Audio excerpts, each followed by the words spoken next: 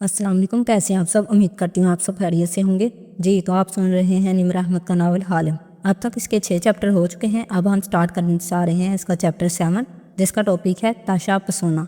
तो चलिए बिना किसी देरी के स्टार्ट करते हैं। इसने ख्वाब में देखा, वे एक छोटा सा कमरा है, नींद तारीक। आतिशदान में लकड़ियाँ जल रही हैं। अलमारी के सामने मुराद खड़ा है, हाथों में एक बोतल है।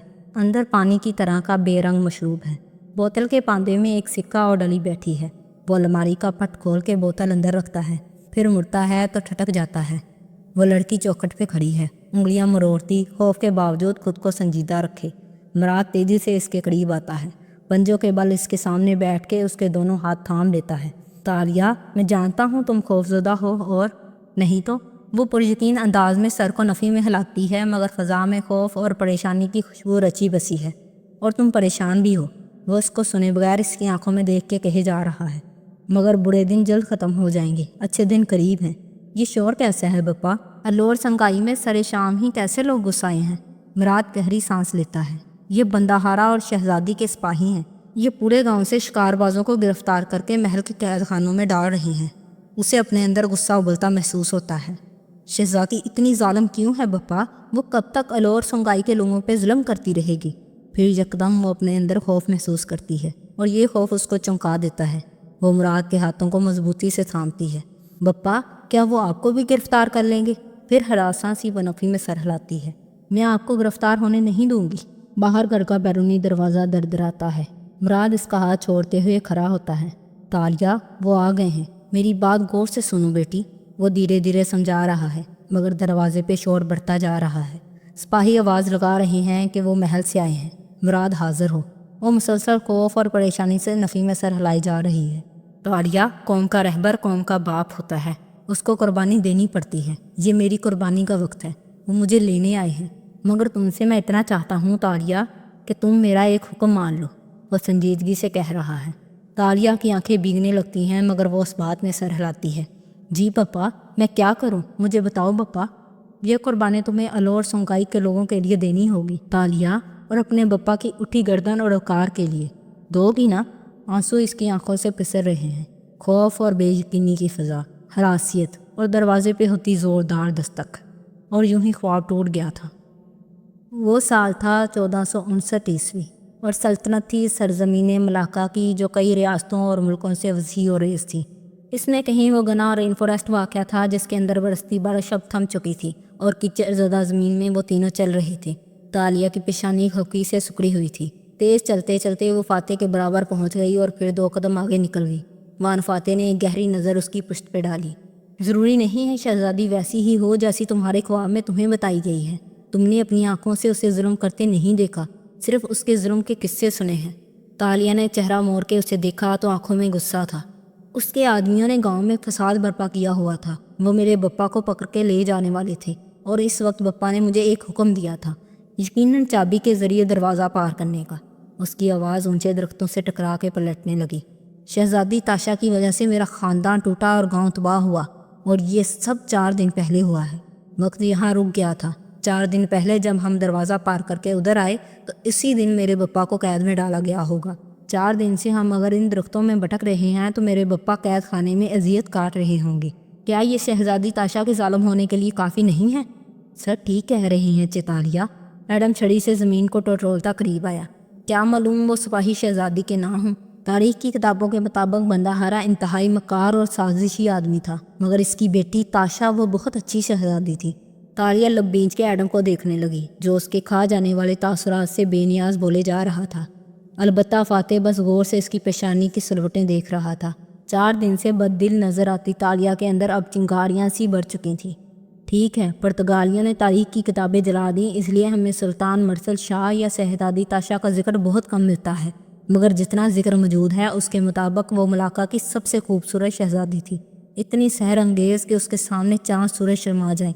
वो कतीम किताबों के अल्फाज याद करके दोहराते हुए इर्द गिर्द दरख्तों को देख रहा था। वह जब महल की 12 दरियों में चलती थी तो अदब से लोगों की गर्दनें झुक जाती थी।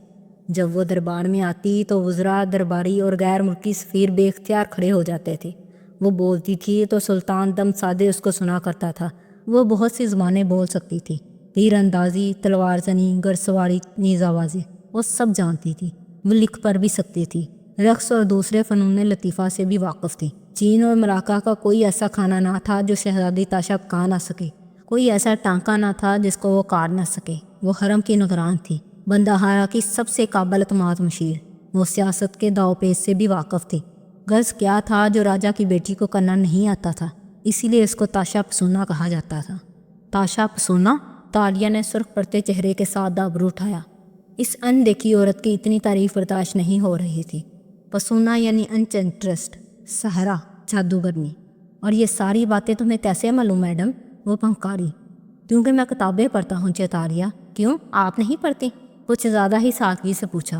تالیہ کی رنگت اب زبر سے سیاہ پڑنے لگی تھی، دانت کچکچا رکھے تھے۔ تمہاری تاریخ کی کتابیں جھوٹی بھی ہو سکتی ہیں مگر خواب نہیں۔ وہ ایک ظالم شہزادی ہے اور بس۔ اتنی ساری کتابیں ایک ساتھ جھوٹ نہیں بول سکتی۔ بالآخر فاتح سنجیدگی سے کہتے ہوئے آگے بڑھ گیا تو وہ تڑپ کے اس کی طرف گھومی۔ ایڈم کہہ رہا تھا تو صرف برا لگا تھا، مگر اس کا انداز تو مانو تالیہ بنت مراد کے اندر آگ لگا گیا۔ میرے خواب جھوٹ نہیں بولتے تمانکو، میری زندگی کی تباہی کی ذمہ دار آپ کی تاشا پسونا ہی ہے۔ میں نہیں مان سکتا۔ وہ بے نیازی سے نفی میں سر ہلاتا آگے جا رہا تھا جیسے اس سے کسی بات کی پرواہ نہ تھی۔ تالیہ اور اس کے خواب غلط ہو سکتے تھے مگر اس کے ذہن میں بنا تاشا پسونا کا امیج نہیں۔ وان فاتح کو شہزادی تاشا کی طرفداری کا شوق کیوں ہے؟ ہاں؟ اسے دور جاتے دیکھ کے وہ بے بسی سے بولی۔ کیونکہ وان فاتح اس کے فین ہیں، وہی فین جو آپ فاتح صاحب کی ہیں۔ فین؟ زور دے کے بولا۔ اس نے سر جھٹکا۔ فاتح صاحب کو احتیاط سے کسی عورت کے بارے میں بات کرنی چاہیے، آخر وہ شادی شدہ ہے۔ کیوں، آپ کو جلن ہو رہی ہے کیا؟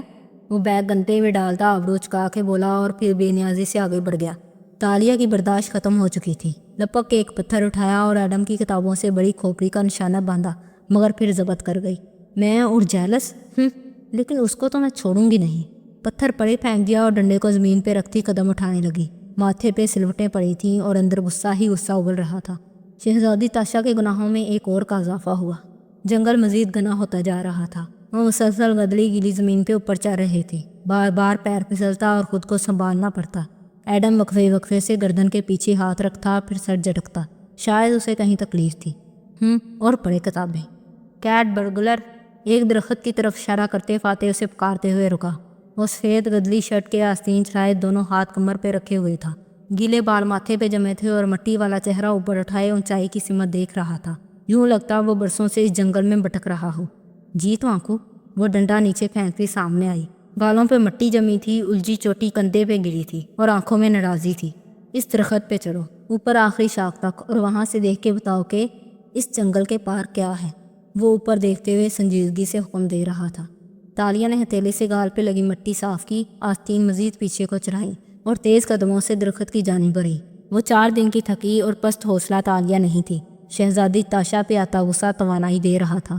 درخت کانٹوں سے بھرا تھا، سب کچھ اتنا نوکیلا تھا کہ احتیاط سے چلنا پڑتا، مگر اس کے لیے یہ آسان تھا۔ ہاتھوں پہ اس نے پھٹے کوٹ کا کپڑا لپیٹ لیا اور اوپر چڑھتی گئی، بالکل کسی بلی کی طرح۔ وان فاتح اور ایڈم گردنے اٹھائے ہاتھوں سے آنکھوں پہ سایہ کیے اس کو دیکھ رہے تھے، یہاں تک کہ وہ اونچے درخت پہ غائب ہو گئی۔ پھر چند منٹ بعد وہ نیچے اترتی دکھائی دی۔ تو کیا دیکھا تم نے؟ کیا ہے جنگل کے چاروں طرف؟ او گوڈ تماکو! وہ درخت سے اترتے ہی آنکھوں میں حیرت اور خوشی سموئے بولی۔ ہمیں غلط فہمی ہوئی تھی، ہم تو 2016 میں ہی ہیں، جنگل کے باہر کوالمپور ہے، 2 میل کے فاصلے پہ مجھے سینٹرل پارک نظر آ رہا ہے۔ ایڈم کا منہ بے یقینی سے کھلا، خوشی سے لب واہ ہوئے، پھر ذرا ٹھہرا، فاتح کو دیکھا جو بالکل سنجیدہ تھا۔ ایڈم کی مسکراہٹ سمٹی، شک سے تالیہ کو دیکھا۔ آپ جھوٹ بول رہی ہیں؟ ظاہر ہے میں جھوٹ بول رہی ہوں۔ کیوں، تم چہرے نہیں پڑھ سکتے کیا؟ ناک سکور کے جتا کے بولی اور اس کی طرف رخ پھیر لیا۔ ایڈم پہ گویا اوس پڑ گئی۔ قریباً 1 کلومیٹر کے فاصلے پہ شمال کی طرف یہ رین فوریسٹ ختم ہو جاتا ہے۔ وہ اب سنجیدگی سے فاتح کو بتا رہی تھی۔ اس کے آگے درختوں کا سلسلہ ہے مگر وہ کسی جنگل کے درخت لگتے ہیں۔ وہاں روشنی ہوگی، غذا ہوگی، جانور ہوں گے، اس کے علاوہ مجھے کوئی آبادی دکھائی نہیں دی، بس درخت ہی درخت ہیں۔ یعنی ہمیں کل صبح ہوتے ہی شمال کی طرف سفر کرنا ہوگا۔ ایک دفعہ ہم جنگل پہنچ جائیں آگے کوئی راستہ مل ہی جائے گا۔ وہ پر امید لگ رہا تھا۔ رین فوریسٹ اور جنگل میں فرق یہ ہوتا ہے کہ جنگل میں درخت ذرا فاصلے پہ ہوتے ہیں، اس لیے آسمان دکھائی دیتا ہے اور سورج کی روشنی زمین تک پہنچ سکتی ہے۔ یوں زمین پہ پودے اور جھاڑیاں خوشی خوشی نشو نما پاتے ہیں، مگر رین فوریسٹ کے درخت اتنے گنجلک ہوتے ہیں اور اوپر جا کے اتنے گھنے ہو جاتے ہیں کہ ان کی کنوپی سی بن جاتی ہے، سبز چھت، यूँ सूरज की रोशनी ज़मीन तक नहीं पहुँच सकती, इसलिए ज़मीन पे पौधे और झाड़ियाँ बहुत कम उगती हैं और दरख्त बारिश के पानी के बायस नशोनुमा पाते हैं। अक्सर बड़े बड़े जंगलों के दरमियान कुछ हिस्से एक घना सा रेन फॉरेस्ट उगाता है। ये भी कोई ऐसा ही रेन फॉरेस्ट था जो यकीनन किसी बड़े जंगल के दरमियान में था। मगर अब उतरने में ज़्यादा वक्त नहीं रह गया था। एडम खफा नज़र आ रहा था मगर उससे ज़्यादा थका हुआ। वो वहीं एक पत्थर पे बैठ गया और पेशानी छू के देखने लगा। तुम्हें क्या हुआ? सामने खड़े फातिह ने तशवीश से पूछा। तवानाई ख़त्म हो रही है मेरी, शायद बुखार हो रहा है। वो निडार लग रहा था। क्यों, तुमने अपनी किताबों में बुखार का इलाज जड़ी बूटियों से करना नहीं सीखा? वो पलकें चपक चपक के बोली तो फातिह ने एक बार हम नज़र उस पर डाली। उसकी तबीयत ख़राब है तालिया। ओह, अफसोस हुआ, मगर फ़िक्र ना करो, हम शहज़ादी ताशा के पास पहुंच जाएं तो वह एडम का इलाज कर देगी। बहुत हमदर्द और नेक दिल शहज़ादी है ना वो। जी हाँ, और बहुत खूबसूरत भी। वो नकाहत से चेहरा उठा के बोला। 600 साल पुरानी शहज़ादी के बारे में कैसे कह सकते हो कि वो खूबसूरत भी थी? 557 साल चितालिया। नकाहत से आंखें बंद करते तने से टेक लगाते वो तस्वीर करना नहीं भूला था। वो हूँ हाँ करके रह गई। ताशा ताशा, उसे इस नाम से चिर होने लगी थी। ऊपर दरख्तों के झरोकों से दिखाई देता आसमान तेजी से अंधेर होने लगा। जहाँ सूरज ढलने का पता ही नहीं चलता था। आधे घंटे के अंदर अंदर कब अंधेरा हो जाता था। फातिह अंधेरे की परवाह किए बगैर आगे दरख्तों की तरफ बढ़ गया तो वो एक तने के साथ बैठी और थैले से कोको फल निकाल लिया। ये कटा हुआ था। वो उंगली से गोदा पोरों पे निकाल के मुंह में डालने लगी, जैसे जार में से मायोनीज खा रही हो। एक सरसरी नज़र एडम पे डाली जो नकाहा से आंखें बंद किए डीटा था। तुम तो नहीं खाओगे ना? एडम ने आंखें खोल के नाराज़ी से उसे देखा। बहुत शुक्रिया चितारिया, मैं नहीं खाऊंगा। वो मुस्कुराई, शाने उचकाए और उंगली लबों पे डाले सफ़ेद गोदा खाने लगी। एडम ने बेबसी बड़ी नापसंदगी से उसे देखा। आप शायद टारगेट ओरिएंटेड ज़िंदगी गुजारने की आदी हैं, अगले मार्ग के बारे में सोचते रहने की। तभी जैसे ही आपको मालूम हुआ कि शहज़ादी ताशा आपकी दुश्मन है, आपके अंदर तवानाई सी भर गई है। वो जो उंगली से गोदा चूस रही थी रुकी और आंखें घुमा के उसे देखा। अगर कोई तुम्हारे बप्पा को गिरफ्तार करके कैद में डाल दे सिर्फ इसलिए कि वो अपने गांव के गरीबों के लिए लड़ रहे थे, तो क्या तुम बदला नहीं लेना चाहोगे? और आप बदला कैसे लेंगी शहज़ादी ताशा से? पहले अपने बप्पा को इसकी कैद से चुपके से निकाल लूँगी और फिर। वो कुछ सोच के मुस्कुराई, नचला लब दांतों से दबा लिया। शहज़ादियों के पास बहुत जेवर होता है, सोने, चांदी, हीरे, ज़मरद, याकूत। उसके जैसे मुंह में पानी आ रहा था। शहज़ादी ताशा से इससे अच्छा बदला क्या होगा कि उसका सारा जेवर उससे छीन के उसको क्लाश कर दिया जाए। या अल्लाह चितालिया, एडम ने बेख्तियार पेशानी छुई। आपने कहा था कि आप चोरी छोड़ देंगी, मगर आप अभी भी शहज़ादी के हीरे जवाहरात का लालच रखे हुए हैं। लालच मेरे डीएनए में शामिल है। और गोदे से बड़ी उंगली लबों में रख ली। एडम सदमे से उसे देख गया। क्या वाकई आप ताशा के महल में चोरी का मंसूबा बनाए हुए हैं? तालिया के प्लान्स हैं, तालिया की मर्जी। उसने शाने उचकाए, आंखों में मुस्कुराहट थी। ख्वाब में देखा शहज़ादी का जेवरों से बड़ा हार याद आया। अगर वो ये जेवर चुरा के वापस अपने ज़माने में ले जाए तो इसकी कीमत, उफ, उसे मज़ा आने लगा। वो फेज़ 4 में पहुंच चुकी थी। मान फातिह कहाँ रह गए? यकदम एडम ने परेशानी से इधर उधर देखा। वो तुम्हारे लिए आग का बंदोबस्त करने गए हैं। मगर मैं कितनी दफ़ा बता चुका हूँ कि सारे फॉरेस्ट की लकड़ी गीली है, नम लकड़ी से आग नहीं जलेगी। उनको क्या मालूम, वो किताब में थोड़ी पढ़ते हैं। एडम ने इस दफ़ा जवाब तक नहीं दिया, बस आंखें मूंद ली। फातिह वापस आया तो एक हाथ में लकड़ियाँ उठाए हुए था। गीले बाल माथे पे बिखरे थे और तनफ़्फ़ुस फूला हुआ था। नीचे बैठ के उसने लकड़ियाँ सामने रख दी, फिर चंद पतली सूखी टहनियों को घोंसले की सूरत रखा और एक बड़ी गीली लकड़ी उठाई, गोया दरख्त के तने की छाल हो जो लंबाई में उखाड़ लाया था। सर, ये गीली हैं, इनसे आग कैसे जलेगी? फातिह ने जवाब नहीं दिया। खंजर से लंबी लकड़ी के सिरे को काटा और उसे मटर के छिलने की तरह काट के 2 हिस्सों में खोलता गया। अंदर एक पतली लंबी लकड़ी पड़ी थी। ये टेडोड है, मुर्दा खुश्क लकड़ी, इससे हम आग जलाएंगे। बगैर जताए कहते हुए उसने मुर्दा लकड़ी सूखी टहनियों के साथ रखी। एडम की रंगत खफर से गुलाबी हुई। फौरन तालिया को देखा जो उसे ही देख रही थी। क्यों, तुम नेशनल जियोग्राफिक नहीं देखते क्या? आंखें चपका के सादगी से पूछा। उसका जिस्म पहले दर्द से टूट रहा था, ऊपर से चितालिया की बातें। वो सुर्ख पड़ते कानों के साथ रुख ही मोड़ गया। जंगल के इस हिस्से में अब खामोशी छा गई थी। वहाँ आवाज़ परिंदों की थी या इस खंजर की जिसे फातिह एक गीली मोटी लकड़ी पे रगड़ रहा था। लकड़ी का बोसा टहनियों के ढेर पे गिरने लगा। यही सफूफ आग को भड़काने के काम आता था।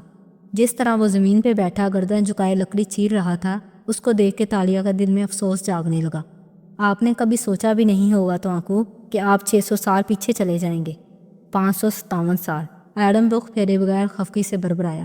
میں حال کے بارے میں سوچتا ہوں تالیہ، کبھی آپ مجھے تاشا کہتے تھے۔ وہ مزید اداس ہوئی۔ تب مجھے تم پہ بھروسہ نہیں تھا، اور اب ہے۔ وہ سر جھکائے چاقو لکڑی پہ رگڑے جا رہا تھا، بار بار گیلے بار انگلیوں سے پیچھے کرتا، لیکن وہ پھر سے ماتھے پہ آن گرتے۔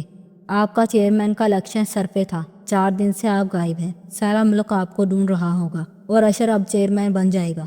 اندھیرے کے ساتھ اس پہ پھر سے قنوتیت طاری ہونے لگی۔ جب ہم واپس جائیں گے تو میں راستہ نکال لوں گا۔ وان فاتح کے پاس ہمیشہ پلان ہوتا ہے۔ 1 منٹ، ایڈم نے رخ موڑا۔ چہرے پہ حیرت تھی جو اندھیرے کے باوجود عیاں تھی۔ وقت کا اصول ہے کہ اگر ہم اس میں سفر کریں تو ہماری واپسی تک وہ رک جاتا ہے، یعنی ہم اس کے آگے بڑھنے سے پہلے واپس آ سکتے ہیں۔ ہو سکتا ہے ہمارے پیچھے سن باؤ کے گھر میں وقت وہیں ٹھہر گیا ہو، ہم کئی دن بعد بھی واپس جائیں تو وقت وہیں سے شروع ہو۔ اس کی کوئی گارنٹی نہیں ہے ایڈم، ہمیں ابھی بھی یقین نہیں ہے کہ ہم کس دور میں واپس آئے ہیں۔ مجھے یقین ہے یہ وہی دور ہے تواکو، وہ تیزی سے بولی۔ 4 دن پہلے جب ہم اس جنگل میں آئے، اس سے چند لمحے قبل ہی 11 سالہ تالیہ نے دروازہ پار کیا تھا، وقت ٹھہر گیا تھا، مگر آپ 11 سالہ لڑکی کے طور پہ نہیں لوٹی۔ ایڈم بول کے پچھتایا۔ وہ تندھی سے اس کی طرف گھومی۔ چابی سے وقت آگے اور پیچھے ہوتا ہے ایڈم، ایک پلا پلایا انسان چھوٹا کیسے ہو سکتا ہے؟ سائنس نہیں پڑھی کیا تم نے؟ یا اللہ، ایسے ہی ایک بات کہہ رہا تھا۔ وہ چڑ گیا۔ مستقبل کے بارے میں پریشان ہونا چھوڑو، حال کی فکر کرو۔ وہ اب ٹہنیوں کو جو رہا تھا۔ پھر اس نے چاقو اور ایک لوہے کا آلہ لوک پک جو تالیہ کے بیگ میں تھا نکالا اور اس کو اوپر تلے رکھ کے رگڑا۔ 1 دفعہ 2 دفعہ چنگاریاں نکلتی مگر آگ نہ جلتی۔ تالیہ آگے کو جھکی اور پھونکے مارنے لگی۔ فاتح بار بار دونوں دانتوں کو رگڑتا۔ یکایک شعلہ سا جلا اور لکڑیوں نے آگ پکڑ لی۔ تالیہ ابھی تک پھونکے مار رہی تھی۔ فاتح نے مسکرا کے اسے دیکھا۔ مجھے خوشی ہے کہ تم فیز 3 میں آ چکی ہو۔ آگ نے سارے کو روشن کر دیا تھا۔ میں فیز 3 سے آگے نکل چکی ہوں۔ معلوم نہیں آپ لوگ میرا ساتھ دے بھی سکیں گے یا نہیں۔ وہ کہتے ہوئے اٹھ کھڑی ہوئی اور ڈنڈا اٹھا لیا۔ فاتح نے اسے نہیں روکا۔ وہ آگے چلتی جا رہی تھی، شاید یوں ہی جنگل میں ٹہل لیں۔ آپ کہاں جا رہی ہیں چیتالیہ؟ ایڈم فکر مندی سے پکار اٹھا۔ اس وقت جنگل خطرناک ہوتا ہے۔ یہ جنگل نہیں ہے، رین فارسٹ ہے۔ کیوں، ڈکشنری نہیں پڑھتے کیا؟ وہ بے نیازی سے آگے بڑھ گئی۔ ایڈم نے مٹھیاں بھینچ لی۔ جب ہم واپس جائیں گے تو پہلا کام چیتالیہ کو پولیس کے حوالے کرنے کا کریں گے۔ وہ جو ایڈم کے تھیلے سے پتے نکال کے ان کا معائنہ کر رہا تھا، دھیرے سے ہنس پڑا۔ وہ چوری چھوڑ چکی ہے ایڈم۔ ایڈم نے تڑپ کے اس کی طرف چہرہ موڑا۔ آپ کی اطلاع کے لیے وہ شہزادی تاشا سے بدلے کے طور پہ اس کا زیور چرانا چاہتی ہیں۔ وہ اب بھی چوری کا ہی سوچ رہی ہیں سر۔ ہم اس وقت ایک کرائسس میں ہیں ایڈم۔ آگ کے دوسری جانب وکروں بیٹھا گھٹنوں کے گرد بازو لپیٹے سنجیدگی سے اسے دیکھتے ہوئے بولا، زندگی کے کچھ کرائسس جنگل کی مانند ہوتے ہیں، اور جنگل میں صرف ایک سمت میں چلا جاتا ہے، ورنہ بھول بھلیا مار ڈالتی ہے۔ تالیہ ان سے دور ڈنڈا زمین پہ مارتی چلتی جا رہی تھی۔ مسکراہٹ غائب تھی، وہ اداس لگتی تھی۔ ہر انسان کرائسس میں مختلف طریقے سے رد عمل دیتا ہے۔ بعض دفعہ اپنے برے وقت کو ٹالنے کے لیے اسے لالچ کا سہارا لینا پڑتا ہے۔ وہ ایک درخت تلے جا ٹھہری اور گردن اٹھا کے اوپر دیکھنے لگی۔ انسان کو ایک فینٹیسی چاہیے ہوتی ہے، کچھ ایسا جس کی تکمیل اس کو متحرک رکھے۔ دنیا والوں کے نزدیک وہ فینٹیسی، وہ ناممکن خواب بری چیز ہو سکتا ہے، لیکن جو انسان اس جنگل میں گرا ہوتا ہے اس کے لیے واحد روشنی وہی فینٹیسی ہوتی ہے۔ اب وہ درخت کے تنے سے سر ٹکائے کھڑی اوپر دیکھ رہی تھی، آنکھیں اداس تھیں، ہاتھ دل پہ رکھا تھا۔ تو اگر کبھی انسان صرف چلتے رہنے کی غرض سے کسی اچھوتی چیز کی خواہش دل میں زندہ رکھے، کوئی خواب، کوئی فینٹیسی جس کا انتظار، جس کے ملنے کی تمنا اسے امید دلائے اور اس کے قدم مثبت سمت اٹھتے رہیں، تو اٹس اوکے، کبھی کبھی خود کو تھوڑی رعایت دے دینی چاہیے۔ تالیہ نے آنکھیں موند لی اور دھیمے سروں میں کوئی گیت سا گنگنانے لگی۔ اور کرائسس سے نکل آنے کے بعد وہ عجیب خواہشیں خود ہی غائب ہو جاتی ہیں۔ اس لیے عجیب خواہشوں اور خوابوں پہ کبھی نادم نہیں ہونا چاہیے۔ ہم انسان ہیں اور یہ ہماری ضرورت ہے، اس لیے خود کو رعایت دے دیا کرو۔ اب وہ آنکھیں کھولے اوپر درختوں کے سروں کو دیکھتی گنگنا رہی تھی، ہاتھ ابھی تک دل پہ تھا۔ رہی تالیہ تو اگر اسے لگتا ہے کہ بہت سے زیور اسے خوشی دے سکتے ہیں تو اسے اس خیال میں جینے دو۔ اگر یہ خیال اسے جنگل سے باہر لانے میں کامیاب ہو جاتا ہے تو اٹس اوکے۔ مگر وہ مجھے اتنی باتیں سنا رہی ہیں۔ الاؤ کے پار نیم دراز ایڈم خفا ہوا۔ وہ صرف تمہیں تنگ کر رہی ہے۔ مگر کیوں؟ کیا اس کے پاس کرنے کو کچھ اور ہے؟ الاؤ کے پار بیٹھے فاتح نے ابرو اٹھا کے پوچھا تو وہ چپ ہو گیا۔ ڈنڈے کی آواز آنے لگی تھی، وہ اب واپس آ رہی تھی۔ ایڈم خاموش ہو گیا، سارا جنگل خاموش ہو گیا۔ اب ایک اور رات بہت سے شور اور بہت سی خاموشی میں کٹنی تھی۔ صبح ہوئی تو سورج یوں نکلا گویا کبھی ڈوبا ہی نہیں تھا۔ गर्मी बढ़ गई थी और एडम की हालत मज़ीद ख़राब हो रही थी। वो कभी पेट पे हाथ रखता, कभी गर्दन पे, मगर चलते रहना भी मजबूरी थी। वो तीनों आगे पीछे गलदरी ज़मीन पर चलते जा रहे थे। एडम बार बार पीछे रह जाता तो फातेह को रुकना पड़ता। क्या तुम कोई दवा, कोई बूटी जानते हो जो तुम्हारी तकलीफ़ रफ़ा कर सके? फातेह उसके लिए फ़िक्रमंद था।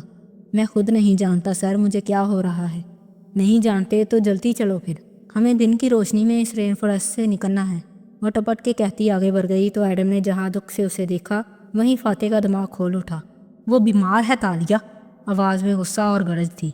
वो रुकी और गर्दन मोड़ के बेनियाजी से उन दोनों को देखा। एडम बीमार नहीं है, अब जल्दी चलें। और सर झटक के आगे बढ़ गई। फातेह ज़ब्त कर गया, फिर एडम के कंधे को थपका। हिम्मत करो। एडम ने इस बात में सर हिलाया और कदम उठाने लगा। करीबन 2.5 घंटे गुजरे थे जब चलते चलते एकदम ढेर सारी रोशनी नजर आई। सबसे आगे चलती तालिया ठहर गई, आंखें फटी की फटी रह गई। फिर वो तेजी से इस तरफ दौड़ी। दरख्त खत्म हो गए थे, बाहर घास थी, सब छत की दूध भी खत्म हो गई, जैसे कोई तिलस्म सा टूटा था। कैद खत्म हुई थी। इसने बेयकीनी से सर उठाया। ऊपर खुला आसमान था, साफ सुनहरी आसमान जहाँ सूरज चमक रहा था। वो दोनों बाजू फैलाए बेयकीनी से एड़ियों पे घूमी, गोल गोल। यहाँ से जंगल शुरू हो रहा था। जंगल की ज़मीन घास और झाड़ियों से ढकी थी। फासले फासले पे मोटे तने के दरख्त उगे थे। ये मुख्तलिफ किस्म के दरख्त थे। दरमियान में इतना फासला था कि आसमान नजर आता। ज़मीन और दरख्त यहाँ भी गीले गीले से थे, मगर मिट्टी घास के बायस फिसलन ज़्यादा नहीं थी। कहीं जंगली फूल उगे थे। दूर बहते पानी की आवाज़, जानवरों की मुख्तलिफ बोलियाँ, जिंदगी से भरपूर वो जंगल था। एक खूबसूरत जंगल। वो खुशी से मुड़ी तो वो दोनों भी दरख्तों के झुंड से बाहर निकलते दिखाई दिए। फातेह बैग कंधे पे डाले आगे था और निडाल सा एडम पीछे। बैग वो तीनों बारी बारी उठाते थे। अभी एडम की बारी थी और तालिया ने एडम को बैग करा भी दिया था, मगर फातेह ने वो इससे ले लिया था। चले, हमने इस तरफ जाना है। मैंने ऊपर से देखा था, इस तरफ आगे जंगल कम घना हो जाएगा। वो इशारा करते हुए बोली तो फातेह को उसे टोकना पड़ा। तालिया, हमें ठहरना होगा, एडम मजीद नहीं चल सकता। क्यों? वो एडम की तरफ घूमी और कमर पे हाथ रखे सर से पैर तक उसे देखा। क्योंकि अगर उसकी जगह तुम बीमार होती तो भी मैं यही करता। गलत करते, और वो कोई बीमार नहीं है। अब चलें? वह रखाई से कहती आगे बढ़ गई। मैं चल सकता हूँ सर, इट्स ओके। वो उदासी से कहते हुए कदम उठाने लगा। उसके अंदाज से लगता था उसे रोना आ रहा हो मगर ज़ब्त कर रहा हो। वो इन तीनों में से सबसे छोटा था, कम उम्र और सादा। उसे अपनी माँ याद आ रही थी। जब वो बीमार होता तो वो किस तरह सर झटक के उसने यादों को जहन से झटका और बहुत से आंसू पीकर चलने लगा। उसे तालिया से किसी किस्म की राहत की उम्मीद ना थी। उनके रास्ते में बहुत से दरख्त आए थे, मगर उनमें से कोई भी फलदार ना था। अनजान चीज़ें हुई थी। काफ़ी आगे एक जगह चश्मा बह रहा था, साफ ठंडे पानी का। करीब ही दरख्त हुए थे। फातेह ने एडम को इधर बैठने का इशारा किया और खुद चश्मे की तरफ आया। झुक के पानी से हाथों के कटोरे भरे और उसे मुंह पे डाला। तालिया, हम यहाँ ठहर रहे हैं, मैं आग जलाता हूँ ताकि एडम को हरारत मिले। उसे ठंड लग रही है, तुम उसके लिए कोई दवा ढूंढो। क्यों? वो बीमार थोड़ी है। वह निरूठेपन से कहती उठी, अपना खंजर निकाला और एक तरफ चलती। फातेह ने बरहमी से मुड़ के उसे देखा। वो दूर जा रही थी।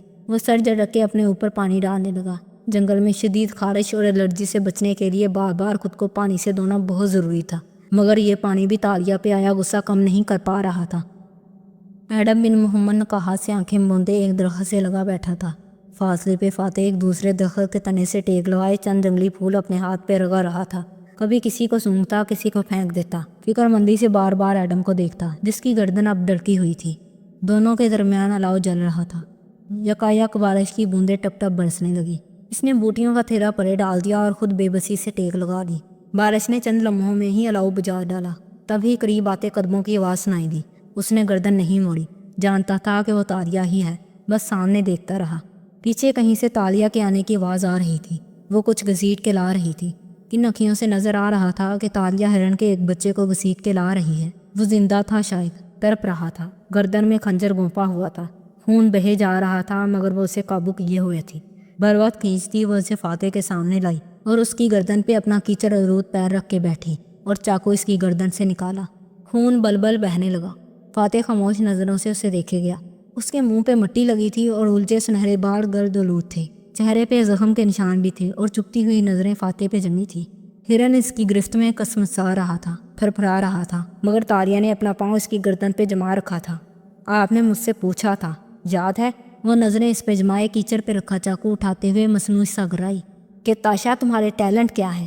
तुम्हारी ज़िंदगी में कामयाबियाँ क्या हैं? तुम्हें क्या आता है? وہ ایک ایک لفظ چبا چبا کے ادا کر رہی تھی۔ چاقو اب ہرن کی گردن سے لگا رکھا تھا۔ مجھے یہ آتا ہے، اور ساتھ ہی چاقو تیزی سے اس کی گردن میں کونپ دیا۔ معصوم جانور چلایا، تڑپا، خون کے تیز چھینٹے فاتح کے چہرے اور شرٹ پہ آ گرے۔ اس نے آنکھیں بند کر لیں اور سر جھٹکا، بولا کچھ نہیں۔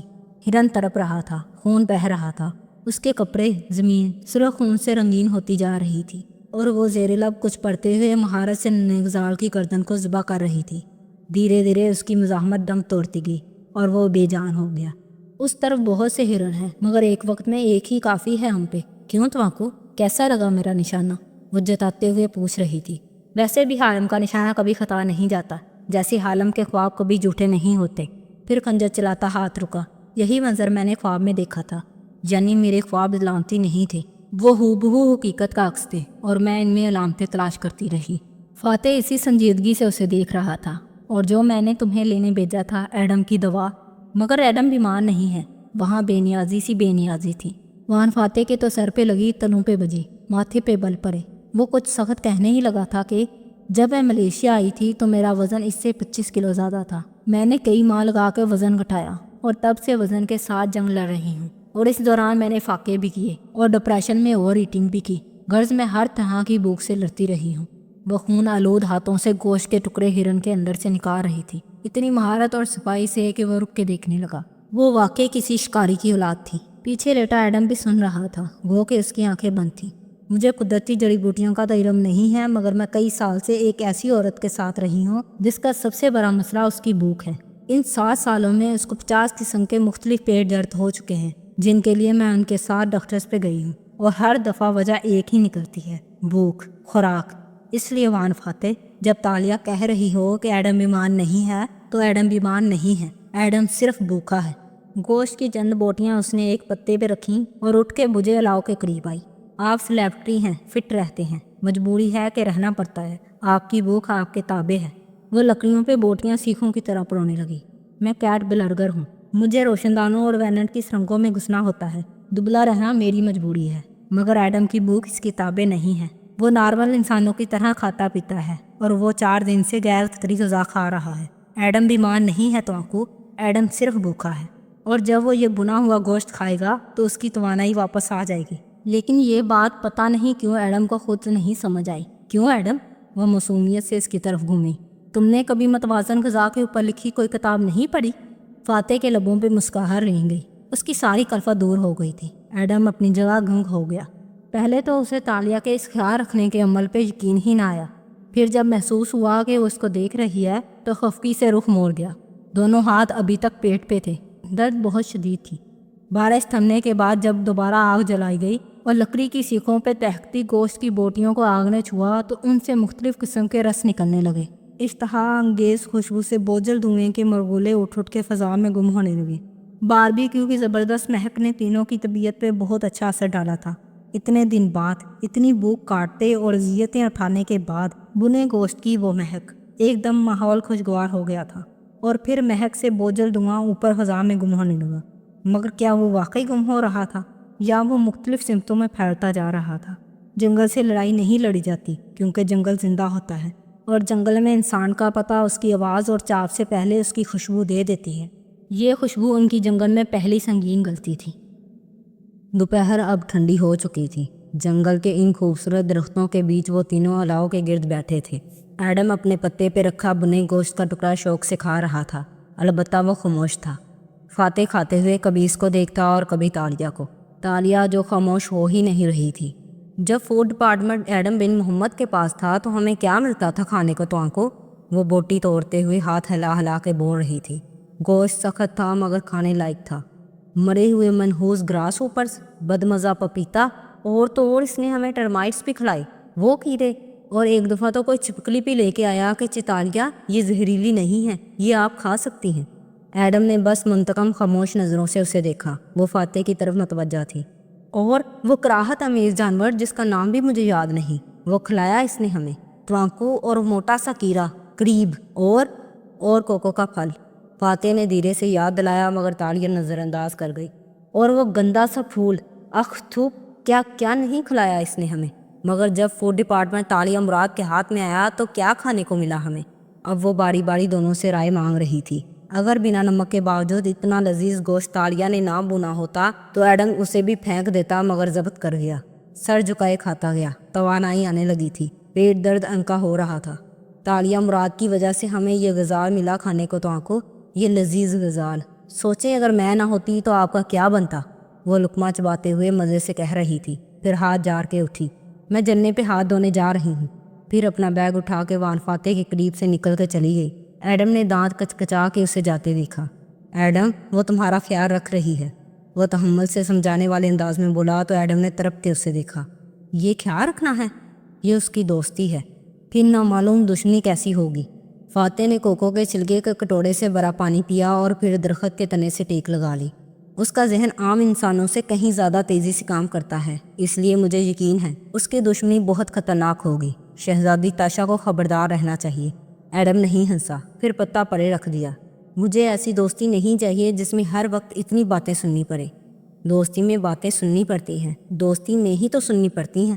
مگر ایڈم کے ماتھے کے بل صاف نہیں ہوئے۔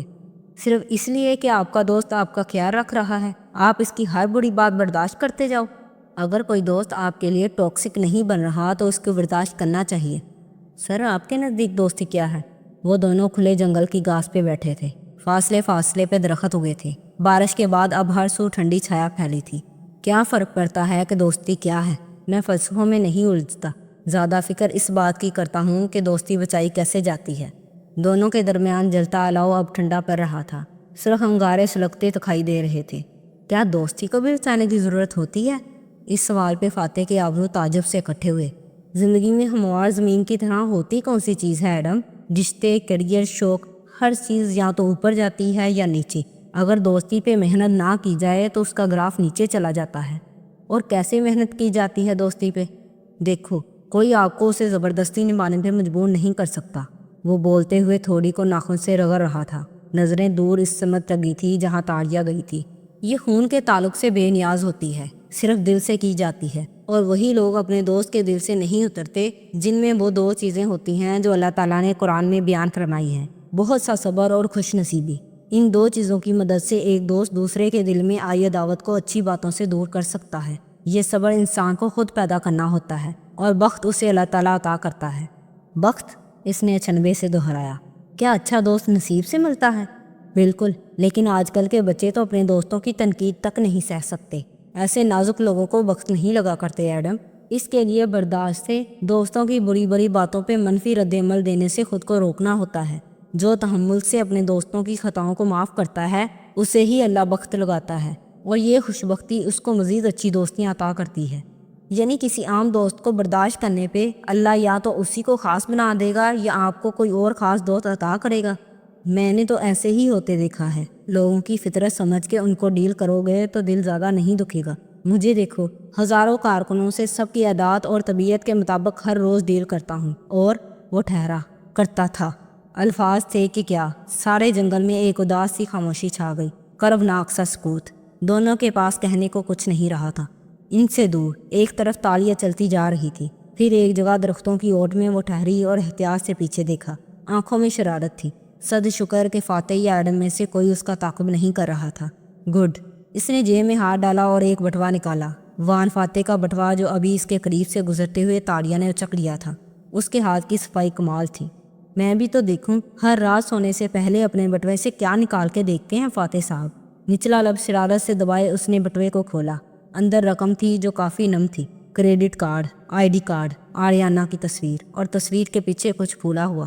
اس نے 2 انگلیاں کھانے میں گھسا کے وہ شے باہر نکالی جو تصویر کے پیچھے چھپی تھی۔ پلاسٹک کا ننھا سا زپ لاک بیگ، بالکل آدھی انگلی کے جتنا، ایئر ٹائٹ۔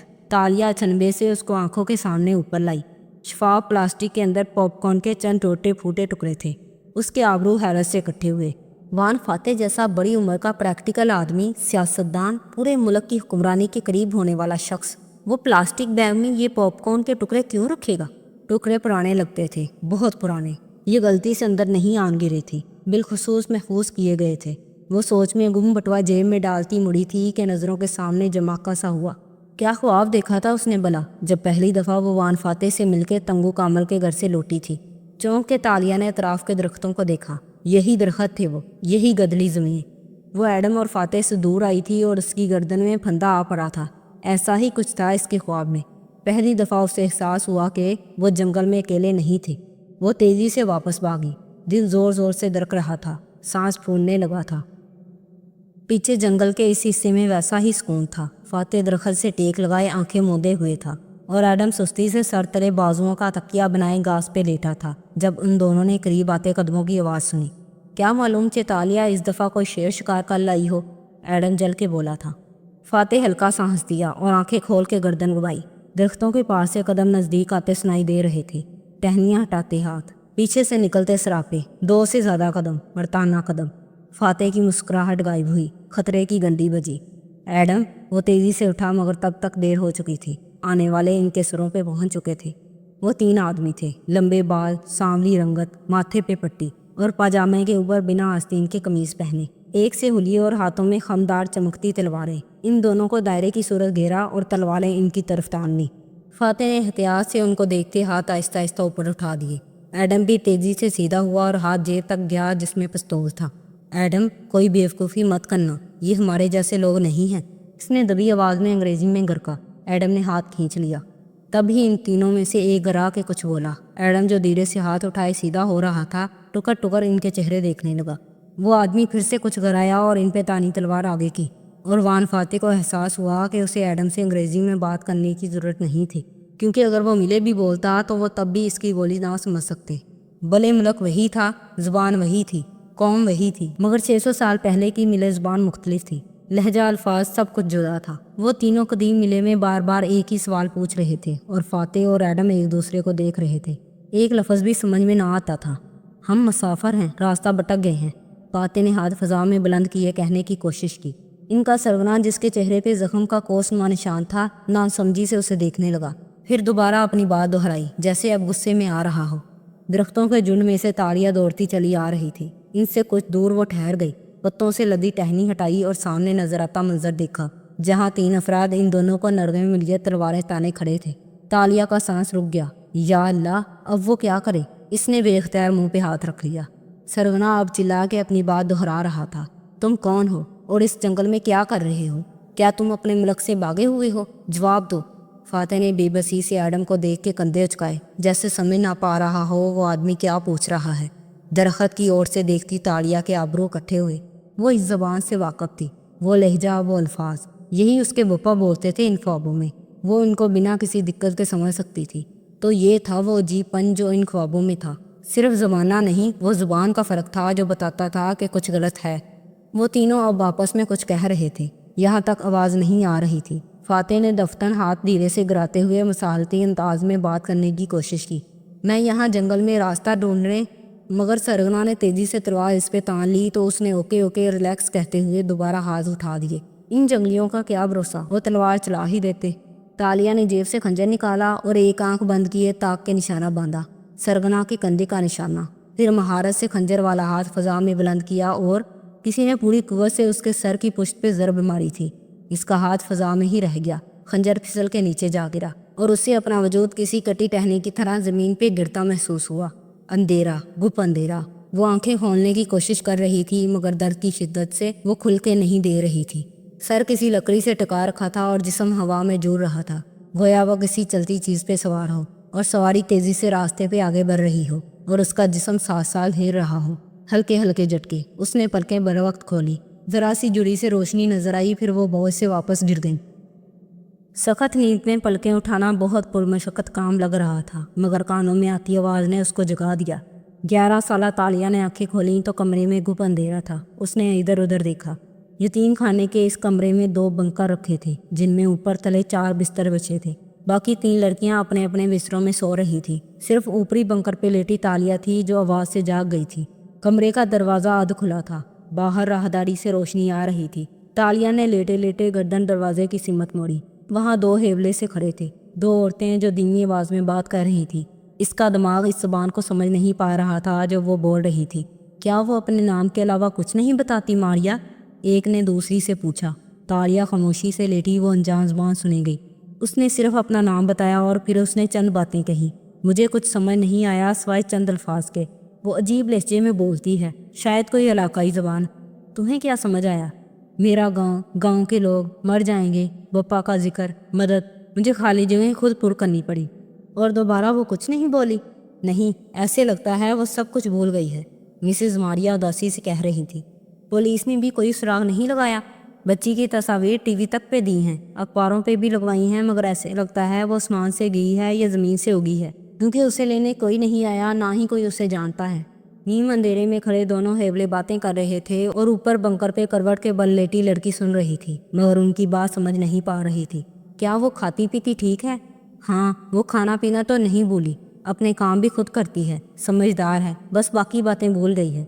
कल जब मैं खाने की मेज़ के साथ से गुजरी तो मैंने देखा मारिया वो अपनी कलाई को बार बार छू के देख रही थी, जैसे कोई लड़की अपने करे को मिस करती है। ऐसे ही कुछ देख रही होगी, आप ज़्यादा सीरियस ना ले, मिसेस मारिया जल्दी से बोली। खड़े खड़े उन्होंने पहलू बदला। कोई चूड़ी करा वगैरह तो नहीं पहन रखा था उसने जब वो यहाँ आई थी? मुझे लगता है उसे सिर्फ यही बात याद है कि उसकी कलाई में कुछ था, दूसरी औरत सोचते हुए कह रही थी। मगर मिसेस मारिया उसको कोहनी से थामते आगे ले जाने लगी। आप तालिया की फिक्र ना करें, वो मेरी जिम्मेदारी है। मैं उसे किसी अच्छे डॉक्टर को दिखाऊंगी और इंशाल्लाह उसकी यादाश्त वापस आ जाएगी। जाते जाते मिसेस मारिया ने दरवाजे को बंद कर दिया। हर चौकर से आन लगा तो रोशनी का रास्ता रुक गया, कमरे में अंधेरा छा गया और उस खप अंधेरे में वो आंखें पूरी खोले अंधेर पड़ी दीवार को तकने लगी। तालिया ने दोबारा आंखें खोलने की कोशिश की, पलकें जुदा हुई तो रोशनी सी उमड़ आई। नकाहा से उसने पलकें चुपकाई। मंजर धुंधला था, सब्जा सा साथ साथ चल रहा हो, या वो किसी सवारी पे थी जो चलती जा रही थी। कोई आवाज़ सुनाई ना देती थी सिवाय गोरों के टापों के। तेज़ आवाज़, पथरीली ज़मीन पे सर पर दौड़ने की आवाज़। बोझ भर गया तो उसने पलकें वापस गिरा दी। फिर से सारी दुनिया अंधेर होने लगी। वो गुलाब स्याही माइल सुर्ख थे, इतना गहरा सुर्ख रंग कि इन पे स्याह रंग का गुमान होता था। खिड़की में इन गुलाबों पे बड़ा सा गुलदस्ता रखा था। कुर्सी पे बैठी वो फूले गालों वाली कदरे मोटी बच्ची इन फूलों को तके जा रही थी।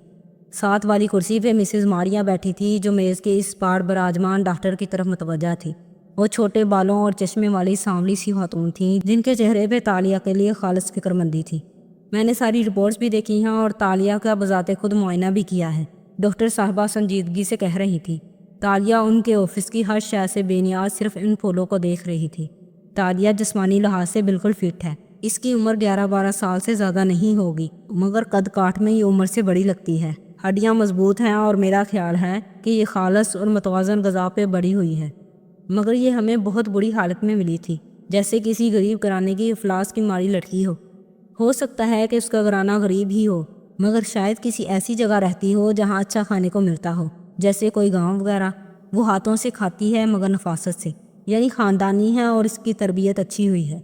डॉक्टर साहबा एक एक बात पे जोर दे रही थी, मगर इसकी यादाश्त मिसेस मारिया की सुई वहीं अटकी थी। किसी जहनी सदमे के बायस इसकी यादाश्त चली गई है, ये दुरुस्त है, मगर बज़ाहिर उसे कोई चोट नहीं लगी। गर्दन पे जलने का निशान है, मगर मेरा नहीं ख्याल उसका ताल्लुक इसकी यादाश्त खोने से है। मैंने इससे बात करके देखी है, इसके चंद अल्फाज समझ में आते हैं। शायद दूर किसी गांव की इलाकाई ज़बान बोलती है जिससे हम वाकिफ़ नहीं, मगर चंद अल्फाज मिले के ही हैं। अगर इसकी यादाश्त खो गई है तो वो अपनी ज़बान क्यों नहीं बोली? खैर, कुछ अलूम ज़बानें ये सब प्रोसीजरल मेमोरी में स्टोर होते हैं और यादें जहन के दूसरे खानों में बनती हैं। बहुत से केसेस में लोग अपनी आदतें नहीं भूलते। वो पियानो बजा लेते हैं, मुख्तलिफ ज़बानें बोल लेते हैं, खाना पीना नहीं भूलते। उनको बहुत कुछ करना होता है, बस उनको ये याद नहीं होता कि उनको क्या क्या करना होता है। एक तरहम बड़ी नज़र उन्होंने तालिया पे डाली, जो अभी तक फूलों को देख रही थी। गर्दन तिरछी थी और लंबे स्याह बाल चेहरे के अतराफ में गिर रहे थे। यानी उसको बहुत कुछ करना आता है और मौका मिलने पे वो खुद देख लेगी कि वो क्या क्या कर सकती है, मगर अभी इसे वो याद नहीं बिल्कुल। और क्या इसकी यादाश्तें भी वापस आएंगी? मैं इस बारे में कुछ नहीं कह सकती। कोई जिस्मानी चोट तो उसे लगी नहीं है, इसलिए हो सकता है कि उसे जल्द सब कुछ याद आ जाए। मिसेस मारिया ने एक फिक्रमंद नज़र इस पे डाली, जो अब भी खिड़की को देख रही थी। मिसेस मारिया की नज़रें इसके हाथों पे झुकी। वो एक उंगली कलाई के गिर्द दायरे की सूरत फेर रही थी, गोया कोई खोई हुई शय याद आती हो। मिसेस मारिया का दिल बुरी तरह दरका। कितना अच्छा हो उसे वो ब्रेसलेट बुला रहे जो उन्होंने इतना महंगा बेचा था। अगर उसे वो याद आ गया और उसने हंगामा खड़ा कर दिया और दूसरी टीचर्स को मालूम हो गया तो क्या करेगी? वो झुरझुरी से लेकर डॉक्टर की तरफ मुतवज्जा हुई। तालिया ने पलकें दिक्कत से चुकाईं। इसका जिस्म अभी तक हल्का हल्का हिल रहा था। सवारी चल रही थी। मंजर जरा धुंधला था, मगर चंद लम्हों बाद धुंध छटती गई। اس نے دیکھا کہ لکڑی کی سلاخوں سے بنا چوکور سا پنجرا ہے جس میں وہ بیٹھی تھی اور نکاح سے سر لکڑی کی سلاخوں سے ٹکا رکھا تھا۔ وہ پنجرا کسی سواری پہ رکھا تھا، گھوڑا گاڑی پہ شاید، اور گھوڑے اس کو دراتے دور جا رہے تھے۔ پتھریلی پکی سڑک اور سڑک کنارے دور دور تک اگے سبز کھیت، شام کا نیگوں وقت، ٹھنڈی ہوا اور وہ پنجرا۔ درد سر کے پچھلے حصے میں درد کی لہر پھر سے اٹھنے لگی تو اس نے نکاحت سے آنکھیں موند لی۔ یتیم خانے کا قبی لون سرسبز گھاس سے ڈھکا تھا۔ ایک طرف جھولے لگے تھے جن کے آگے پیچھے بہت سے بچے پھر رہے تھے، کچھ ٹولیوں کی صورت گھاس پہ بیٹھے تھے۔ ایسے میں ایک تنہا بینچ پہ وہ بیٹھی تھی، پہلے کی نسبت ذرا موٹی بچی، جس کے گال خشک اور راکی سے مزید پھول گئے تھے۔ وہ سر جھکائے گھٹنوں پہ کاپی رکھے صفحے پہ قلم چلا رہی تھی۔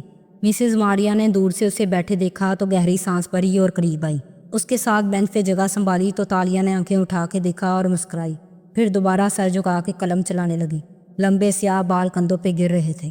کل مسز حلمی نے بتایا کہ تم نیند میں ڈر گئی تھی، کوئی برا خواب دیکھا تھا تم نے؟ تالیہ نے قلم صفحے پہ رگڑتے سر ہلایا۔ مجھے یاد نہیں کیا دیکھا، مگر کچھ برا ہی تھا۔ کندھے ذرا سے اچکائے۔ ان چند ہفتوں میں وہ ٹوٹی پھوٹی زبان سیکھ گئی تھی اور اب بات سمجھ اور سمجھا لیتی تھی۔ مثلاً کیا؟ مسز ماریا محبت اور اپنائیت سے پوچھتے ہوئے اس کے بال نرمی سے پیچھے ہٹانے لگی۔ اندھیرا سا تھا اور میں کسی سے کہہ رہی تھی کہ شہزادی ظالم ہے، وہ گاؤں کو تباہ کر رہی ہے۔ وہ خاکے میں سیاہ رنگ بھرتے سادگی سے بولی۔ کون سی شہزادی؟ یہ تو مجھے نہیں معلوم۔ پھر سے شانے چکا دیے۔ تم بہت کھانے لگی ہو تالیہ، اس لیے معدہ ڈسٹرب ہو جائے تو برے خواب آتے ہیں۔ اچھا دکھاؤ کیا بنایا ہے تم نے؟ انہوں نے بال بدلتے ہوئے نرمی سے کاغذ لینا چاہا تو اس نے مسکرا کے کاغذ خود ہی آگے بڑھا دیا۔ مسز ماریا نے کاغذ چہرے کے سامنے لا کر دیکھا۔ اچھا ہے، لیکن تم بس ایک یہی چیز کیوں بناتی ہو؟ جزیرے کے اوپر پہاڑی، چاروں طرف سمندر اور پہاڑی کی چوٹی پہ محل۔ بچی نے دونوں ہتھیلیوں کے پیالے میں چہرہ گرا دیا اور شانے چکا دیے۔ انہوں نے کاغذ سے نظر ہٹا کے اسے دیکھا۔ کیا تمہارا دل چاہتا ہے کہ تم ایسے محل میں رہو؟ تالیہ کی موٹی موٹی سیاہ آنکھیں چمکی، مگر گال سرخ ہوئے۔ قدرے خجالت قدرے جوش سے اس نے سر ہلایا۔ مسز ماریا نے مسکرا کے اسے کاغذ واپس کر دیا۔ وہ جب واپس آفس آئیں تو ٹھٹک کے رکی۔ وہاں ایک درمیانی عمر کا آدمی بیٹھا بے چینی سے پہلو بدل رہا تھا۔ ماریا کی رنگت بدلی، جلدی سے دروازہ بیرا اور اندر آئی۔ تم یہاں کیا کر رہے ہو؟ اس آدمی نے مسز ماریا کو دیکھتے ہی آبرو غصے سے بیچ لیے۔ وہ سنار میری جان لے لے گا ماریا، آہستہ بولو، کوئی سن لے گا، وہ اضطراب سے کہتے ہوئے سامنے بیٹھی۔ نوارت پہ جمی آنکھوں میں پریشانی تھی۔ ماریا، وہ بریسلٹ اور وہ سکہ وہ تم سے خرید کے جس سنار کو میں نے بیچا وہ کب سے اپنے پیسے واپس مانگ رہا ہے۔ مگر کیوں؟ کیونکہ وہ دونوں چیزیں پگھل کے ہی نہیں دے رہی۔ وہ کوئی معلوم زیور ہے، جب سے اس نے خریدا ہے اس پہ آفتیں آ رہی ہیں۔ وہ بہت پریشان ہے۔ اس میں میرا قصور نہیں ہے، میں پیسے خرچ کر چکی ہوں۔ انہوں نے فوراً ہاتھ جھلائے۔ نوارت نے غصے سے دانت کھچکھچائے۔ مارجا، اگر وہ مجھے اسی طرح تنگ کرتا رہا تو میرے پاس تم سے پیسے لے کر اسے واپس دینے کے سوا کوئی چارہ نہیں ہوگا۔ اس کو کہو وہ اسے آگے بیچ دے، وہ تیزی سے کہہ رہی تھی۔ آدمی نے برہمی سے اسے دیکھا۔ وہ ملعون چیز ہے ماریا، اسے ڈر ہے کہ وہ اس کا پیچھا نہیں چھوڑے گی۔ میں اب کچھ نہیں کر سکتی، مجھے نہیں پتا۔ وہ خود کو سنبھال چکی تھیں اور اب الٹا اس پہ غصہ ہو رہی تھی۔ وہ لڑکی جس کے ہاتھ میں یہ تھا، تم اس سے احتیاط کرنا، کیا معلوم وہ بھی کسی سحر کے زیر سایہ ہو، ملعون، سحر زدہ۔ وہ اسے متنبہ کرنا نہیں بھولا تھا۔ ان سے دور باہر بینچ پہ بیٹھی تالیہ اب ایک نئے کوڑے کاغذ پہ خاکہ بنا رہی تھی۔ ایک مختلف جزیرہ، ایک مختلف محل، یہ ستونوں والا تھا اور زیادہ خوبصورت تھا۔ تالیہ، تالیہ، مدم سی آواز اس کی سماعت سے ٹکرائی۔ اندھیرے میں جیسے کوئی دھیمی سی سرگوشی میں جو نیند کے سحر کو توڑ دے۔ تکلیف کے باوجود اس نے بروقت آنکھیں کھولی۔ دھندلا سا منظر دکھائی دیا۔ پنجرے میں اس کے سامنے کوئی بیٹھا تھا، ہیولا سا، قریب، اس کی طرف فکر مندی سے جھکا ہوا۔ تالیہ، اس نے پلکیں چپکائیں۔ تصویر واضح ہوئی۔ وہ کوئی مرد تھا۔ شکل ابھی تک دھندلی تھی۔ گدلی سفید شرٹ، ماتھے پہ آگے کو گرے بال، چھوٹی آنکھیں اور وہ آنکھوں میں فکر مندی۔ تم ٹھیک ہو تالیہ؟ تشویش میں ڈوبی آواز۔ اس نے یاد کرنے کی کوشش کی کہ یہ کس کی آواز تھی۔ شناسا، بہت شناسا۔ چوکھٹ میں وہ ہچکچاتی ہوئی 12 سالہ لڑکی کھڑی تھی۔ پہلے سے کافی موٹی ہو چکی تھی مگر بال اب بہت چھوٹے تھے۔ چہرے پہ تذبذب تھا۔ سامنے ایک آفس تھا جس میں فائلوں سے بڑی اونچی الماریاں رکھی تھی۔ کرسی خالی تھی اور آفس کی مالکن، یتیم خانے کی کچن انچارج مسز ایگنس ایک الماری کے سامنے کھڑی تھی۔ دستک پہ پلٹیں اور ذرا خوف سے اسے دیکھا۔ ہاں تالیہ، بولو، کیسے آئیں؟ وہ ایک گال پہ آئے بال کان کے پیچھے اڑیستی اندر داخل ہوئی، پھر ہاتھ باہم مروڑتے ہوئے چکچا کے کہنے لگی، مجھے آپ سے ایک بات کہنی تھی میم۔ جلدی بولو، مجھے بہت کام کرنے ہیں، وہ بیزاری سے کھڑے کھڑے بولی۔ وہ میم، میس میں کھانا بہت کم ہوتا جا رہا ہے ہر روز، کیا آپ مقدار بڑھا نہیں سکتی؟ وہ اب صاف ملے بول رہی تھی۔ نہیں، اور کچھ؟ تالیہ نے خشک لبوں پہ زبان پھیری۔ میم، میرا پیٹ نہیں بھرتا، میں کیا کروں؟ مجھے ساری رات بھوک سے نیند نہیں آتی۔ بھوک، نیند اور لالچ جتنا بڑھاؤ بڑھتی ہے، جتنا گھٹاؤ گھٹتی ہے، یہ تمہارے ہاتھ میں ہے۔ تم اپنی بھوک کم کرنے پہ دھیان دو۔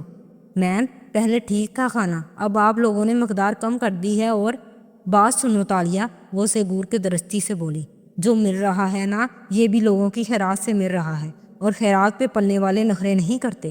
تالیہ کی آنکھوں سے قطرے ٹپ ٹپ گالوں پہ لڑکنے لگے۔ اب جاؤ، کروفر سے ہاتھ جلا کے کہا تو وہ مڑ گئی۔ جاتے جاتے اس نے دیکھا میم ایگنیس کی میز پہ خوبصورت ڈیزائنر بیگ رکھا تھا۔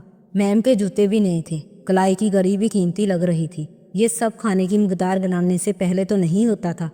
ہتھیلی سے آنکھیں رگڑتی وہ باہر نکل آئی۔ سامنے سے خاکرو وائپر اور جھاڑو لیے چلا آ رہا تھا۔ یقیناً اس نے اب آفس کی صفائی کرنی تھی۔ اگلی صبح وہ ابھی بستر میں سو رہی تھی جب کسی نے زور سے اس کا لحاف کھینچا۔ تالیہ ہڑبڑا کے اٹھی۔ نیچے اترو، کمرے میں اتنے سارے لوگ، ان کے وسیلے چہرے۔ وہ نیند کی کیفیت میں چند لمحے ٹکر ٹکر دیکھتی رہی، پھر حواس واپس آئے تو تیزی سے بنکر کی سیڑھیاں پھلانگ کے نیچے اتری۔ میں ایگنیس کمر پہ ہاتھ جمائے سرخ چہرے کے ساتھ سامنے کھڑی تھی۔ میرے پیسے کہاں ہیں؟ انگارہ ہوتی آنکھوں سے سوال کیا۔ جی؟ تالیہ نے ناسمجھی سے انہیں دیکھا۔ ڈرامے نہیں کرو، کل تم آئی تھی میرے آفس، میز پہ میرے بیگ میں نوٹوں کی گٹھی رکھی تھی، وہ تمہارے جانے کے بعد غائب ہوئی، کہاں ہے وہ؟ اس کے اوپر سے گویا ٹرک گزر گیا۔ بری طرح کچلے جانے کا احساس اسے یوں پہلی دفعہ ہوا تھا۔ مجھے نہیں پتا، تالیہ چور نہیں ہے میم، تالیہ نے چوری نہیں کی۔ زناٹے دار تھپڑ اس کے چہرے پہ لگا، وہ تیورا کے نیچے گری۔ ایگنیس کے پیچھے کھڑی افسردہ سی مسز ماریا نے روکنا چاہا لیکن پھر ٹھہر گئی۔ وہ مداخلت نہیں کر سکتی تھی۔ Office politics. اس کے سامان کی تلاشی لو، اور آج سے تالیہ کا ایک وقت کا کھانا بند جب تک یہ میرے پیسے واپس نہیں کرتی۔ ایگنیس ہدایات دے رہی تھی اور وہ گال پہ ہاتھ رکھے صدمے سے نیچے گری پڑی تھی۔ آنکھوں سے گرم گرم پانی بہہ رہا تھا اور نظروں کے سامنے اندھیرا چھا رہا تھا۔ پس منظر میں آوازیں آ رہی تھی، اس کا سامان کھولنے کی، کچھ نہ ملنے کا اعتراف کرنے کی، مگر ایگنیس کی چیخو پکار جاری تھی۔ تالیہ، تم ٹھیک ہو؟ گھوڑے کی ٹاپو کی آواز اس کو واپس کھینچ لائی تھی۔ اس کا جسم تیز دوڑتی سواری کے باعث جھول رہا تھا۔ بروقت اس نے آنکھیں کھولیں اور پلکیں چپکائیں۔ وہ سامنے بیٹھا فکر مندی سے اسے دیکھ رہا تھا۔ تالیہ نے پلکیں سکور کے دیکھا، اس کا چہرہ واضح ہوا۔ تو آنکھوں، وہ ذرا سا اٹھ کے بیٹھی۔ وہ وان فاتح تھا اور وہ پنجرے میں اس کے سامنے بیٹھا تھا۔ اس کے پیچھے پنجروں کے سوراخوں سے سڑک کنارے دوڑتے کھیت نظر آ رہے تھے۔ تم ٹھیک ہو؟ اس نے پھر پوچھا۔ آواز بار بار پلٹ کے سنائی دیتی، جیسے وہ کنویں میں بول رہا ہو۔ شاید اس کے کان بج رہے تھے۔ اس نے سر کو ذرا سی جنبش دی۔ کچھ بولا نہیں جا رہا تھا۔ وہ جواب میں کچھ پوچھنے لگا مگر اب اس کی آواز آنا بند ہو گئی، صرف لب ہلنے لگے۔ گھوڑے کی ٹاپوں کی آواز اس کی سماعت پہ چھانے لگی۔ تالیہ نہیں جانتی تھی کہ اس شور میں وہ کیا کہہ رہا ہے۔ وہ ایک لمبا سا برآمدہ تھا جس سے کئی کمروں کے دروازے باہر کھلتے تھے۔ شام کے اس پہر وہ خاموش پڑا تھا۔ دفتر نے ایک دروازہ کھلا اور یتیم خانے کا خاکرو باہر نکلتا دکھائی دیا۔ منہ میں کچھ چباتا وہ دروازہ بیر کے آگے بڑھ گیا۔ دیوار کی اور سے تالیہ دھیرے سے نکلی۔ اس کے پھولے گال پہ نیل کا واضح نشان تھا اور آنکھوں میں سلگتا ہوا غصہ۔ خاکروب اب بے پرواہ سا دوڑ جاتا دکھائی دے رہا تھا۔ وہ تیزی سے دروازے تک آئی۔ وہ مغفل نہیں تھا، وہ اناڑی چور تھا، لیکن اگر اتنا ہی ذہین ہوتا تو خاکروب تھوڑی ہی ہوتا۔ وہ تیزی سے اندر گھس گئی اور دروازہ بند کر لیا، پھر بتی جلائی۔ سادہ کمرہ، الماری، صندوق۔ وہ تیزی سے آگے آئی اور ایک ایک چیز کھولنے لگی۔ چند منٹوں میں کمرے کا حشر نشر ہو گیا۔ جو آخری چیز اس نے کھولی وہ تکیہ کا غلاف تھا۔ اسے الٹایا تو نوٹوں کی گٹھی زمین پہ آن گری۔ وہ تلخی سے مسکرائی اور گٹھی اٹھائی۔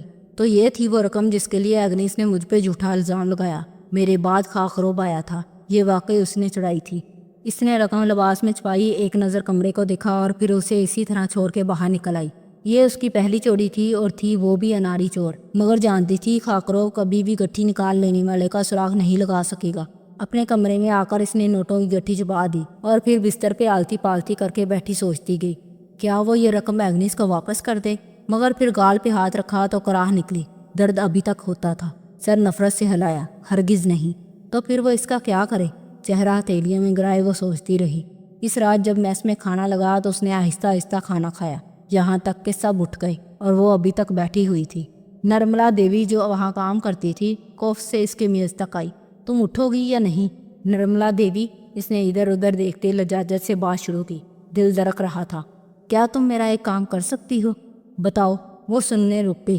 तालिया ने एक तयशुदा नोट कपड़ों से निकाल के इसकी तरफ बढ़ाया। नर्मला की आंखें फटी की फटी रह गई। तालिया, तुमने वाकई मिसेज एग्निस के पैसे चुराए थे? श्श, वो जल्दी से बोली। अगर मैं तुम्हें रोज़ पैसे दूं तो तुम मुझे ज़्यादा खाना दिया करोगी, बहुत ज़्यादा। नर्मला ने एक नज़र नोट को देखा और चेहरे पे गुस्सा ले आई। क्यों भाई, मैं क्यों करूँगी ऐसा? बल्कि मैं अभी मिसेज एग्निस को बता दूंगी। क्या बताओगी? कि तालिया ने आपके पैसे चुराए हैं। सारा यतीम खाना पहले ही यही समझता है, लेकिन अगर तुम ये पैसे रख लो तो तुम्हें ही फ़ायदा होगा। वो जितनी तेज़ी से बोली, नर्मला लाजवाब हो गई। फिर उसने कुछ सोचते हुए हाथ बढ़ाया और नोट थाम लिया। किसने तुम्हारे सर पे मारा था कुछ शायद? क्या तुम्हें दर्द हो रहा है? फाते के अल्फाज अब कुछ कुछ सुनाई देने लगे थे। गोरा गाड़ी सर पर दौड़ रही थी और वो पिंजरे के कोने में बैठी यकटक उसे देख रही थी, वीरानी और खालीपन से। जहन इसके अल्फाज को रजिस्टर नहीं कर पा रहा था। सर में दर्द है क्या? वो फिक्रमंदी बड़ी नरमी से सवाल पूछ रहा था। हम कहाँ जा रहे हैं? इसने खुद को कहते सुना। पिंजरे के बाहर अब खेत नीले अंधेरे में डूबते जा रहे थे। शायद मगरब फैल रही थी। तो बस आज के लिए इतना ही। स्टोरी कैसी लग रही है कमेंट में लाजमी बताइएगा। अगर वीडियो अच्छी लगे तो लाइक कीजिएगा, चैनल को सब्सक्राइब करें और बेल आइकन के बटन को भी दबा दें ताकि हर नई आने वाली वीडियो का नोटिफिकेशन आपको मिल जाए। तो मिलते हैं बहुत जल्द नेक्स्ट वीडियो के साथ। तब तक के लिए अल्लाह हाफिज़।